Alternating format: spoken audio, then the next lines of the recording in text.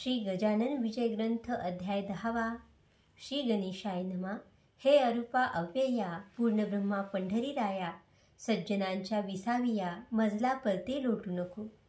देवा हा दास गणू नको परक्याचा आता म्हणू, माझ्या पातकांचा नको आणू विचार चित्ती नारायणा। माझ्या करीन झाले पुण्य हे ठाऊके मज लागून, फार काय तुला वदन दावण्या मी योग्य नसे। ऐशी स्थिती आहे जरी परी देवा कृपा करी, ओहळास गोदावरी पोटी आपल्या घेत असे। तैसे तुवा करावे दुःख अवघे निवारावे, पातकाला न उरू द्यावे माझ्या ठाई यत्किंचित। तू आणिल्या मनात अवघेच काही घडून येत, रंकाचाही राव होत तुझा लाधता वशिला। असो एकदा पुण्यराशी गेले उमरावतीसी, जाऊन उतरले सदनाशी आत्माराम भिकाजीच्या। हा आत्माराम भिकाजी सुत उमरावतीचा असे प्रांत, मोठा अधिकार हातात होता त्याच्या विबुध हो। कायस्थ प्रभू याची जात, हा संताचा प्रेमी अमित, सदाचार संपन्न गृहस्थाश्रमी वर्तत असे। त्याच्या घरी समर्थ गेले ते त्याने सांग पूजिले, मंगलस्नान घातले उष्णोदकाने गजानना। उठणी नाना प्रकारची अंगी लाविली साची, वृत्ती आनंदली त्याची संत सहवासे ते धवा। करवती काठी उमरेटचा धोतर जोडा नेसवला साचा, भाली केशरी गंधाचा भव्य तिलक लाविलासे। कंठा माझी पुष्पहार नैवेद्याचे नाना प्रकार, दक्षिणेशी 100 रुपये त्याने ठेविले। धूपदीप आरती झाली, पुष्पांजली समर्पिली, दर्शनालागी दाटी झाली उमरावतीच्या लोकांची। प्रत्येकायसे वाटावे समर्थ आपल्या घरी न्यावे, यथा सांग करावे पूजन त्यांचे येणे रीती। इच्छा ऐसी बहुता झाली परी थोडक्याची मनीषा पुरली, सदनी पाऊले लागण्या भली पुण्य पाहिजे बलवत्तर। ते ज्यांच्यापाशी होते समर्थ गेले तेथे तेथे, काकी साधूस अवघे कळते अंतज्ञाने करून। गणेश श्रीकृष्ण खापर्डे उमरावतीचे गृहस्थ बडे, वकिली ज्यांच्या पुढे ढीक रुपयांची पडतीही। दादासाहेब याप्रत म्हणत होते वऱ्हाडांत, हा सज्जन भाविक अत्यंत ब्राह्मण शुक्ल यजुर्वेदी। त्याने विनंती करिता खरी महाराज गेले त्याच्या घरी, तेथेही झाली याच परी समर्थाची पूजा हो। गणेशाप्पा म्हणून होता लिंगायतवाणी, चंद्राबाई कामिनी त्याची परम भाविक असे। ती बोलली पतीला, हा साधू पाहिजे नेला कसेही करून घराला, पहा विनंती करून। आपुले निष्पाप असल्या म्हण, याच्या आगमने करून होईल आपले पवित्र सदन, भाविकांचा देव असे। गणेशाप्पा म्हणे तिला, वेळ लागले आहे तुला, हा सदनी साधू न्यावयाला वशिला पाहिजे बलवत्तर। पहा खापर्ड्या लागुनी हा साधू न्यावया सदनी, श्रम पडले ते आन ध्यानी उगाच हट्ट नको धरू। चंद्राबाई म्हणे नाता, हे न पटे माझ्या चित्ता, सांगे माझी मनोदेवता सदनी साधू येतील हो। तुम्ही करा हो त्यांना नुसती, सदनी येण्यास विनंती, गरीबावरी असे प्रीती संताची ती विशेष। परी आप्पा बोलेना त्याची छाती होईना, बोलवा वयाची निज सदना श्री गजानन साधू ते। महाराज वदले अखेर गणेशप्पाचा धरून कर, तुझे किती आहे सदन दूर तेवढे सांग मला। तुझ्या सदनी वाटते यावे काही वेळ बसावे, अरे चित्ती असेल ते बोलावे भिडन धरिता कौनाची। ऐसे महाराज बोलता गणेशप्पाची या चित्ता, हर्ष झाला तत्वता तोच न शब्द बोलवे। समर्थास नेऊन सदनी पूजा केली उभयतांनी, आपला संसार त्यांचे चरणी अर्पण केला तात्काळ। असो ऐशा पूजा अमित झाल्या उमरावतीत, त्या प्रत्येक पूजेप्रत एक गृहस्थ हजर असे। तो आत्माराम भिकाजीचा, नात्याने हा होता भाचा, राहणार मुंबई शहरीचा, तार मास्तर असे की। तो रजा घेऊन भला उमरावतीस होता आला, भेटणे आपल्या मामाला बाळाभाऊ नाम ज्याचे। त्या बाळाभाऊ कारण समर्थाची लागले ध्यान, म्हणे ऐशा साधूचे चरण सोडून कुठे जाऊ नये। प्रपंच अवघा अशाश्वत त्यात कशाला गोऊ चित्त, केला आजपर्यंत तोच आता पुरे झाला। काही असो आज पुन मीन सोडी त्यांचे चरण, अमृताला टाकून विष प्याया कोणी जावे। म्हणून प्रत्येक पूजेला बाळाभाऊ हजर भला, होता बुधो राहिला दुसरे न काही कारण। असो काही दिवसांनी शेगावी आले परतोनी, मळ्याशी न जाता जणांनी आले मंदिरी मोठ्यांच्या। त्या मंदिराच्या पूर्वेस एक जागा होती ओस, गजानन पुण्य पुरुष येऊन बसला तेठाया। बातमी महाराज आल्याची कृष्णापाटला कळली साची. त्यांनी जागा मळ्याची सोडली हे समजले. म्हणून आला धावत त्या ओस जागेवरी सत्य. महाराजा करून दंडवत अधोवदन बैसला. डोळ्यातून वाहे पाणी अखंड त्याला नसे जाणी. वस्त्र टाकले भिजवूनी त्या अश्रूंनी छातीचे. ते महाराज वदले पाटलाला ऐशा कारे रडशी भला. शोक कोणता तुला झाला ते वेगे सांग मज. पाटील बोले त्यावर जोडून आपले दोन्ही कर. महाराज मळ्याचा अभेर काहो आज केला तहा. ऐसा अक्षम्य कोणता अपराध झाला सांगा आता. माझ्याकडून ज्ञानवंता मी लेकरू आपले असे. ही देशमुखाच्या बाजूची जागा आहे बघासाची. एका माळ्याच्या मालकीची येथे तुम्ही राहू नका. मळ्यात मर्जी नसेल जरी तरी चला राहत्या घरी. ते खाली करतो सत्वरी तुम्हासाठी दयाळा. काकी तुम्हा वाचून मला न काही प्रिय आण. हे कळले वर्तमान अवघ्या पाटील मंडळी तेही तेथे धावून आले. महाराज विनू लागले निज सदना याया भले हरी आणि नारायण. महाराज बोलले तयाशी मी जो या जागेची येऊन बसलो आज दिवशी ते तुमच्या हितास्तव. ते पुढे येईल कळून आता न करा भाषण. वाद दोघांचे निर्मूलन करील हे विसरू नका. जितके जगी जमेदार तितके न करती विचार. मागचा पुढचा साचार हेच होणे त्यांच्या ठाई. जा बंकट लालाशी पाहुणाना वेगेशी. मी सोडितात ततगृहाशी तो नाही रागवला. ते काहे त्याशी विचार. माझी कृपा तुमच्यावर आहे ती न ढळणार कोणत्याही कारणांनी. बंकटलालही आला तेथ घालू लागला समजूत. यांच्या मर्जी विरुद्ध मळ्यात तुम्ही यांना नेऊ नका. माझ्या घेऊन जेव्हा आले तेव्हा सांगा मी काय केले. आपण आहोत त्यांची बाळे ते सारखे अवघ्यांना. सखाराम असोलकर आहे मनाचा उदार. तो जागा देण्यास इन्कार करणार नाही वाटते.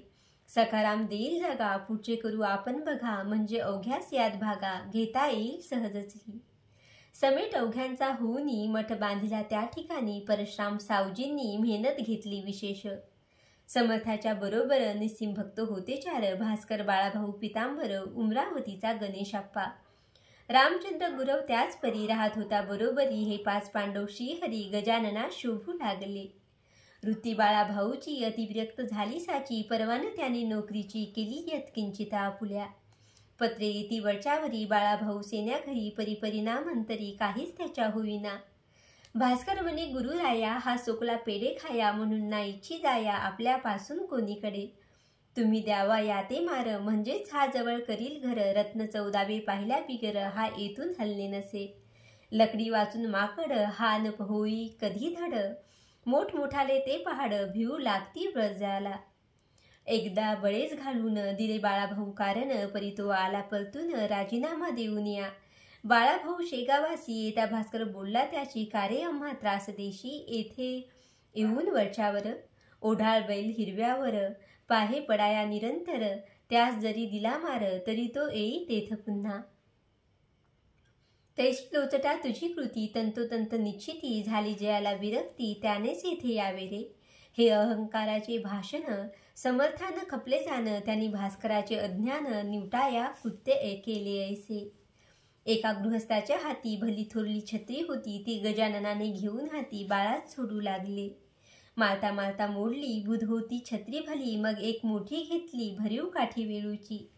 तिने मारणे सुरू केले. ते पाहता लोक भ्याले. काही पळून गेले सोडून त्या मठाला. परी बाळाभाऊ तसाच पडला समर्थाच्या पुढे भला. कैक म्हणती असेल मिला तो या अशा माराने. भास्करही झाला चिंतातुर. बाळाभाऊचा पाहून मार परी समर्थाच्या समोर बोलण्या छाती होईना. तीही काठी मोडली खरी बाळाभाऊच्या पाठीवरी. मग ते कंटाळून अखेरी तुडू लागले तयाला. जैसा का तो कुंभार माती तुडवतो साचार. तैसाच केला प्रकार महाराजांनी तुडवण्याचा. मटी हा प्रकार चालला. शिष्य समुदाय पळत सुटला. कोणी गेले बोलावण्याला त्यांच्या आवडीच्या मंडळीस. बंकटलाल कृष्णाजी धावून आले मठामाजी. समर्थ हात धरण्या राजी कोणी तयार होईना. बंकटलाल मनी भीत भीत समर्थ हा आपला भक्त. पुरे झाले या प्रत आता ऐशी तुडवणे. ऐसे ऐकता भाषण समर्थ बदले हसून. हे असंबंध भाषण का करिता कळेना. मी न बाळाशी मारिले नाही त्याशी तुडविले. निरखून पहा सांगले म्हणजे येईल कळोनी. महाराज म्हणाले बाळाशी उठ वसा वेगेशी. या आलेल्या मंडळीशी अंग तुझे दाखिव. ऐशी आज्ञा होता भला. बाळाभाऊ उठून बसला. लोक त्याच्या अंगाला पाहू लागले निरखून. तो वळाचे नाव नाही, कोठही न लागले काही. तो पहिल्या परीच होता पाही, निमग्न आपुल्या आनंदात. त्या योगी भास्कराला बाळाभाऊचा अधिकार कळला. मग तोही ना पुन्हा बोलला वेडे वाकडे बाळाशी. सोनी कसाशी उतरते तेव्हाच त्याची किंमत कळते. आश्चर्य झाले समजतांते तो प्रकार पाहून. सुकलाल नामे अगरवाला होता बाळापुराला. श्रोते त्याच्या आगराला. गाय एक द्वाड होती. तिने गावात फिरावे, मुला माणसा तुडवावे, सशक्ताशी हुंदडावे, शिंगाने किया फुल्या. वाटेल त्याच्या दुकानात गायीने शिरावे औचित. धान्याची या टोपल्यात तोंड आपले खुपसावे. वाटेल तितके यथेच्छ खावे, राहिलेले नासावे. तेल तुपाचे लवंडावे, पिंप अंगाच्या धक्क्याने. घरी बांधून ठेविता, चऱ्हाडे तोडती हा हा म्हणता. साखळीशी आणली लघुता, बांधता त्या गायीने.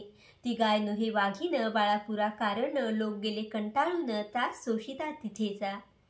गाभण मुळीच होईना, कास कधीच धरीना. कोंडून ठेविता राहीना, घरा माझी कोठेही. लोक म्हणती सुकलालाला, दे खाटकास या गाईला, किंवा मारून टाक तिला तूच गोळी घालून. सुकलाल म्हणी लोकांशी, तुम्हीच मारून टाका तिशी. वाटेल त्या प्रयत्नाशी करून या विभूत हो. एका पठाणाने तिला मारण्याचा यत्न केला. गोळी भरून बंदुकीला टोकून बेसला होता हो. ते कसे काय कोण जाणे, कळले गायी कारणे. तिने येऊन शिंगाने पठाण पाडीला उताना. मी परगावा नेऊन दिली होती सोडून, परी ती आली परतून. त्याला सांगा काय करू. ऐसे ऐकता लोक म्हणती, आता याला एक युक्ती. गोविंदबुवाचा घोडा म्हणती, समर्थाने गरीब केला. तूही या गाईला घेऊन जा शेगावाला. अर्पण करी समर्थाला, म्हणजे अवघे संपले. साधूस गाय दिल्याचे पुण्य तुला लाभेल साचे. आणि संकट आमूचे टळेल बाप्पा त्या योगे. ते अवघ्यास मानवले, गाय नेण्याचे ठरविले. तिला धरण्यासाठी केले प्रयत्न नाना परीचे. एकही यत्न नाही फळला. शेवटी एका पटांगणाला हरकुंड्याचा अधिक केला. सरकी ठेवली शेजारी. ती खाया लागून गाय आली धावून. ती येता फास टाकून धरली 10-20 जणांनी. साखरदंडाने बांधून पुरी, गाय घातली गाडीवरी. आणली शेगावा भितरी, गजाननाची द्यावया. जवळ शेगाव जसे जसे येऊ लागले तसे तसे. स्वभावात पडलाशे त्या गायीच्या पालट. समर्थापुढे येता क्षणी गाय झाली दिनवाणी. तिने लोचनी आणून पाणी पाहिले त्या पुण्यपुरुषा. महाराज म्हणाले अवघ्यांना, हा काय तुमचा मूर्खपणा. गायी सैशा यातना देणे काही बरे नव्हे. 4ही पाय बांधलेत, गळा साखरदंड लाविलेत. शिंगाचीही तीच गत केली चऱ्हाटे काथ्याच्या. ऐसा मोठा बंदोबस्त शोभतसे वाघिनी प्रत. ही गाय बिचारी साक्षात, तिला ऐसे करणे बरे. तिला न ऐसे करणे बरे. अरे खुळ्यांनो, ही गाय अवघ्या जगाची आहे माय. तिला बांधिले हाय हाय, केवढा कठीण प्रसंग आला. तिला आताच करा मुक्त. ती न हुंदाडी कोणाप्रत. परी लावण्यात तिला हात, छाती कोणाची होईना. जो तो पाहून मागे सरे. तेथ समर्थ आले त्वरे. आपुल्या त्या पुनीत करे. बंधने तोडली धेनूची. बंधने अवघी तुटता भली. गाय गाडीच्या खाली आली. पुढले पाय टेकिती झाली. समर्था वंदन करावया. खाली घालून या मान. प्रदक्षिणा त्या केल्या तिनं. समर्थाचे दिव्य चरण चाटू लागली जिभेने. ऐसा प्रकार तेथे झाला. तो अवघ्यांनी पाहिला. समर्थाच्या प्रभावाला शेषही वर्णू शकेना. समर्थ म्हणाले धेनूस, बाई कोणानं द्यावा त्रास. तू या सोडून मठास कोठेही जाऊ नको. ऐसा घडता प्रकार. अवघ्यांनी केला जय जयकार. उच्चस्वराने त्रिवार समर्थाच्या नावाचा. बाळापूरची मंडळी बाळापुरा निघून गेली. गाय तेथेच राहिली शेगावाशी मठामध्ये. त्या दिवसापासून ठावीनं तिला चऱ्हाट जाणं. सुज्ञ धेनूचे अवघे गुण तिच्या ठाई पातले. अजून त्या शेगावाते तिची संतती नांदते. जे काही वदती ब्रह्मवेते तेच येते घडवून. असो एका कारंज्याचा लक्ष्मण घुडे नावाचा विप्र वाजसनीय शाखेचा धनक कनक संपन्न असे. त्याशी रोग झाला पोटात. उपाय केले अत्यंत. परीन आला गुण किंचित. खर्च सारा व्यर्थ गेला. त्याने समर्थांची कीर्ती कौनोपकरणी ऐकली होती. म्हणून सहपरिवारे सत्वरगती आला शेगावा कारणे. रोग व्यथेने चालवेना. श्रोते तया लक्ष्मणा. दोघा तिघांनी उचलून जाना. आणले त्या मठात. करण्या नुसता नमस्कार. समर्थ होते शरीर. त्याच्या कुटुंबाने पदर समर्था पुढे पसरला. आणि म्हणाली द्या घना. मी आपली धर्मकन्या. माझ्या पतीच्या यातना हरण कराव्या आपण. अमृताचे दर्शन होता का यावे मरण, माझ्या कुंकवा लागून टिकवा हीच विनंती. त्यावेळी समर्थ स्वारी आंबा खात होती खरी, तोच फेकीला अंगावरी त्या लक्ष्मण कांतेच्या. जा देहा पतीस खाया, व्याधी त्याची बरी व्हाया, तू शोभशी त्याची जाया. पती भक्ती परायण. या पुढे न काही बदले, चिरी मोढू लागले श्री गजानन स्वामी भले, आपुल्या मठात शिगावी. भास्कर म्हणे अहो बाई, आता न बसा ये ठाई, आपल्या पतीस लवलाही, जा घेऊन कारंज्या ते. प्रसाद आंब्याचा जो का तुला, समर्थ कधी प्राप्त झाला, तोच घाली खावयाला आपल्या पती कारणे. याने तुझे होईल काम, गुण येईल अत्युत्तम, लक्ष्मणाची आराम होईल आंबा खाताच. बाई घेऊन आंब्याला येती झाली कारंज्याला, प्रसाद खाऊ घातला आंब्याचा आपल्या पतीस. निजगृही जोडपे गेले, आप्त पुसू लागले, शेगावात काय घडले ते सांगावे साकलले. बाईने अवघे वर्तमान कळविले लोकांड लागून, आंब्याचा तो प्रसाद म्हणून दिला समर्थे मज लागी. आणि आज्ञा केली वरी, खाऊ घाला अत्यादरी, आंबा प्रसाद निज करी आपुल्या त्या पतीला. त्याप्रमाणे मीही केले, आज सकाळी खाऊ घातले, हे वैद्यांनी जरी ऐकले, तरी त्या वाटले वाईट. ओहो बाई तुम्ही काय केले थे, हाय हाय, आंबा हेच कुपथ्य होय या पोटातील रोगाला. माधव निदानी हेच कथिले, सुश्रुतांनी वर्णिले, निघंटाने कथन केले, शारंगधर म्हणे ऐसेच. तुम्ही जो प्रसाद दिलेला, पाहिजे होता भक्षण केला, पत्नीचे पुण्य पतीला उपयोगी पडत असे. ऐसे वैद्य बोलले, आप्त अवघे घाबरले, जेथे टोचू लागले लक्ष्मणाच्या पत्नीस. परी झाले अघटित, लक्ष्मणाचे पोट सत्य, रेच होऊन अकस्मात मऊ होऊन गेले हो. शोच्या वाटे व्याधी गेली, हळूहळू शक्ती आली, पहिल्या परीच होती झाली प्रकृती लक्ष्मणाची. निसर्गाच्या बाहेरी वैद्यशास्त्र काही न करी, तेथे उपयोगी पडते खरी कृपा देवसंतांची. लक्ष्मण बरा झाल्यावर आला शेगावी सत्वर, म्हणे महाराज माझे घर पाय लावून पवित्र करा. मी आलो त्याचसाठी, चला कारंज्यात ज्ञान जेठी, मला न करा हिमपुटी, नाही ऐसे म्हणू नका. आग्रह त्याचा विषयच पडला, महाराज गेले कारंज्याला, तेव्हा होते संगतीला शंकर भाऊ पितांबर.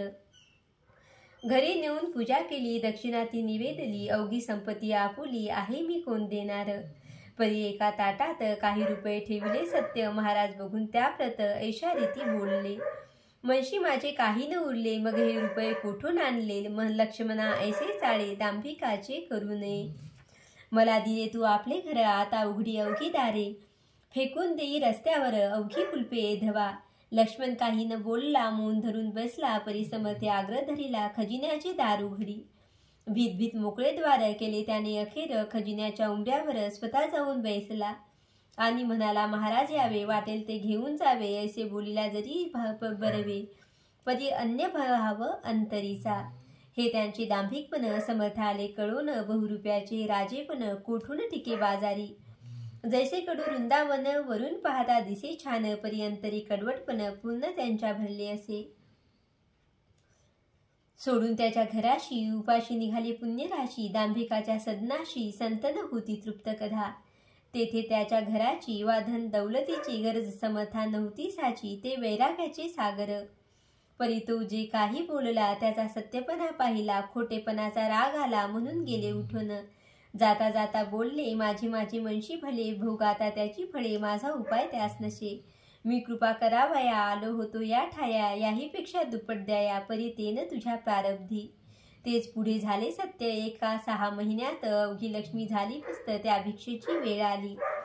म्हणून श्रोते परमार्थात खोटेपणानं खपे किंचित, याचसाठी हे चरित्र समर्थे घडून आणले. श्री गजानन चिंतामणी त्या गार काय शोभा आणि, वा सुवर्णा लागुनी भुषवावे का कथिलाने. स्वस्ती श्री दास गणू विरचित हा श्री गजानन विजय नामे ग्रंथ, सदा भाविक परिसोत निज कल्याण भावया. शुभम भवतु. श्री हरिरापर्णमस्तु. इति श्री गजानन विजय ग्रंथस्य 10मोऽध्याय समाप्त.